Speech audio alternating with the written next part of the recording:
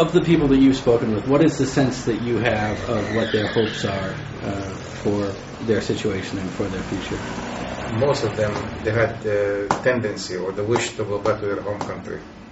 They don't care to be resettled in another country in the west or east.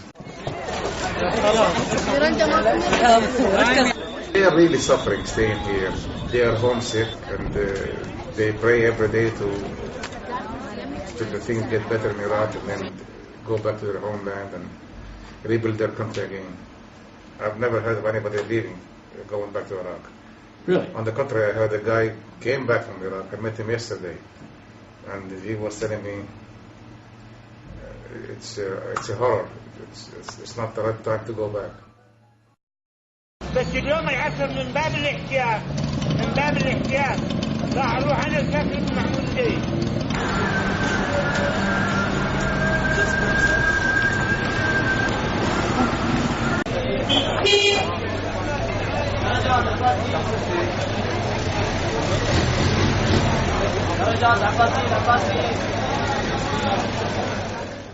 This country hosts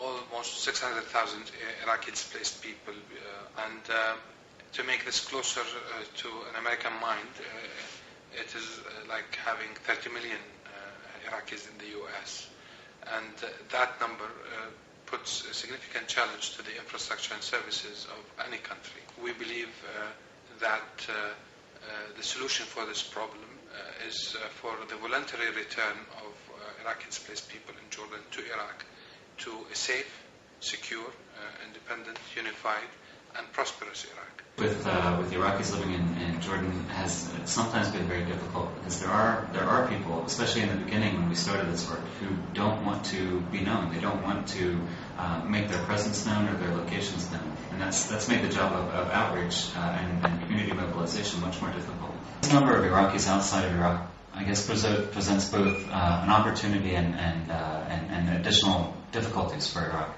With the opportunities are that Iraqis and Jordanians or Iraqis and Syrians are getting to know each other to a degree that they probably haven't in the past, which allows for potential to develop social ties, political ties, economic ties that really could lead to a much more integrated region.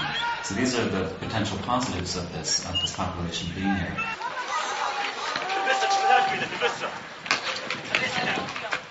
Certainly has an impact on Syria. I mean, Syria has been carrying quite a large burden. If you look at the way the education system, the education and the health areas, it certainly has had an effect, and that should not be minimized. With regard to the Iraqis, the effect it has on them, I think there are a number of things. One is education. There are certainly a number of children, perhaps even a sizable number of children that are not going to school, despite the fact that it is possible to have access to the education system here, and that will definitely lead to problems in the future.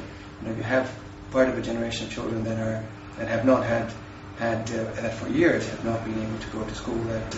That will create a problem, in particular in a country that was as sophisticated as Iraq in terms of the quality of education.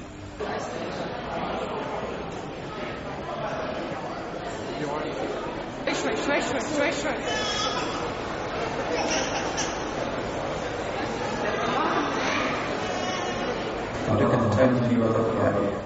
It's a very middle class, very professional group of people. I mean, it's not a rural population. It's an urban group. You have a huge number of lawyers, professors, teachers, architects, engineers, whatever. They're all here, and for several years they've not been able to work in their own professions, and they don't know whether they'll be able to do that in the future too.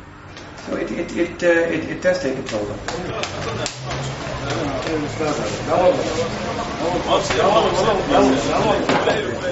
Those that are here now, I mean, there's a lot of mental anguish. There's a lot of trauma. There's a lot of many people that have lost hope. They no longer believe.